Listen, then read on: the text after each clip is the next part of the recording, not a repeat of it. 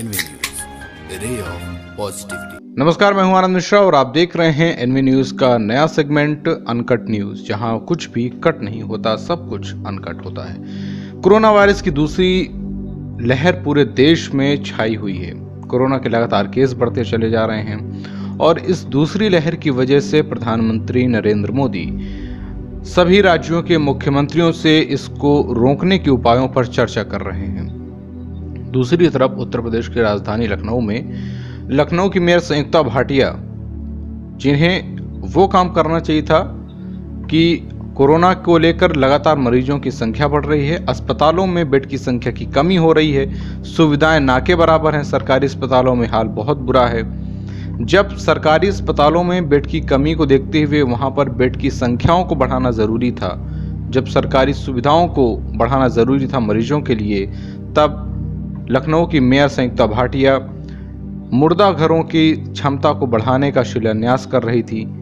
खबरों में लगातार वाहवाही लूटने की कोशिश करती रहीं। इसे वो उपलब्धि बताती रहीं कि उन्होंने मुर्दा घरों की संख्या में इजाफा कर दिया है, बजाय इसके कि अस्पतालों में बेडों की संख्या में इजाफा होता।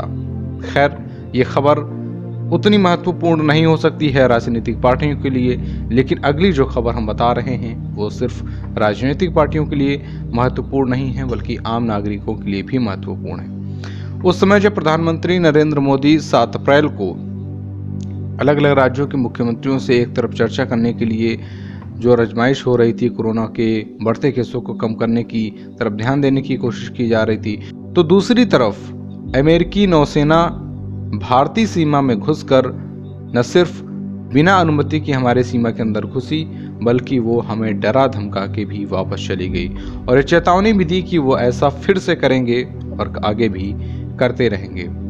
इसको लेकर पूर्व रक्षा सलाहकारों ने चिंता भी जताई है, लेकिन इन सब चीज़ों को लेकर लगता नहीं है कि अमेरिका के रक्षा मंत्रालय को कोई ऐतराज है।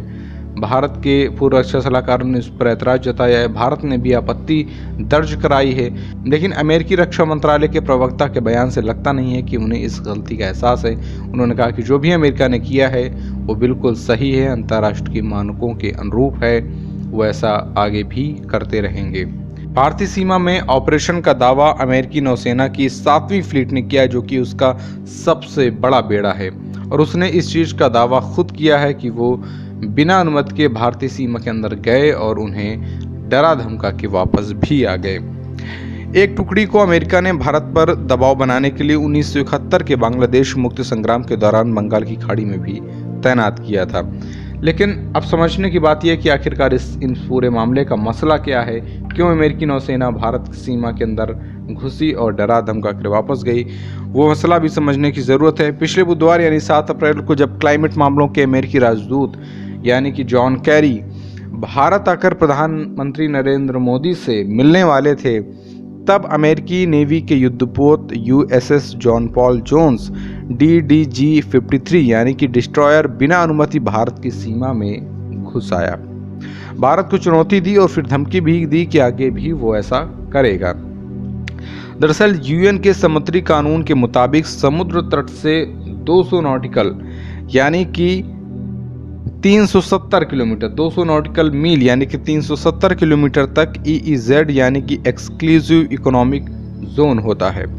ऐसे में भारत के EEZ में प्रवेश से पहले US के जहाज को अनुमति लेनी थी, लेकिन उसने ऐसा नहीं किया। अमेरिकी जहाज 130 नॉटिकल मील यानी 240 किलोमीटर अंदर घुस आया और यह दावा खुद अमेरिकी नौसेना के 7वें बेड़े ने किया।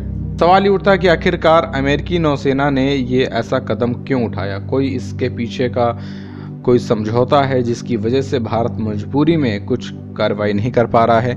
तो 1995 में UN में समुद्री सीमा संबंधी एक कानून बना था जिसमें भारत ने हस्ताक्षर किए थे। इसके अनुसार किसी देश के समुद्री तट से 200 नॉटिकल मील यानी कि 370 किलोमीटर उस देश का EEZ यानी एक्सक्लूसिव इकोनॉमिक जोन होगा, पर अमेरिका ने अब तक इस कानून पर साइन नहीं किए हैं, यानी उसके लिए यह कानून बाध्यकर नहीं है। हकीकत यह भी है कि समुद्र में तट से 12 नॉटिकल मील यानी करीब 22 किलोमीटर तक की सीमा मानी जाती है और यह मुख्य भूमि से 200 नॉटिकल मील को माना जाता है। इस लिहाज से देखें तो अमेरिका ने कोई अंतर्राष्ट्रीय कानून तो नहीं तोड़ा है। अमेरिका भारतीय समुद्री सीमा में 1985 से ही इस तरह के ऑपरेशन कर रहा है।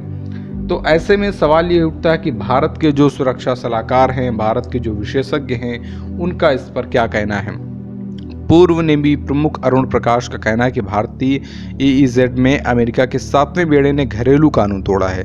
दक्षिण चीन सागर में अमेरिकी जहाज़ों को इस तरह से मिशन में समझे जाते हैं, पर भारत में से ऑपरेशन से वो क्या संदेश देने की कोशिश की जा रही है, ये समझना काफ़ी ज़रूरी है। वहीं आर्मी रिटायर्ड ऑफिसर और defence analyst brigadier V Mahalingam ने भी इस घटना की पुष्टि की है और सोशल मीडिया पर कहा कि अमेरिका अपना असली रंग दिखा रहा है। विदेश मंत्री S जयशंकर को इस पर सावधान हो जाना चाहिए।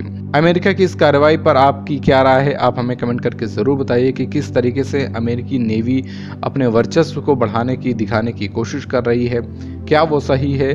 भारत की प्रतिक्रिया इसमें बिल्कुल ढुलमुल वाली है। भारत ने इस पर कोई कड़ा एतराज़ जताने की कोशिश नहीं की है और आखिरकार वो बिना परमिशन के, बिना अनुमति के भारतीय सीमा में कैसे घुसा है, इस पर सवाल वाजिब उठता है। आपके क्या सवाल हैं, आप हमें कमेंट करके ज़रूर बताएं।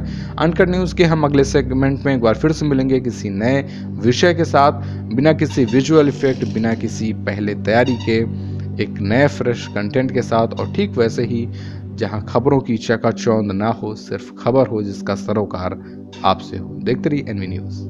NV News, ray of positivity.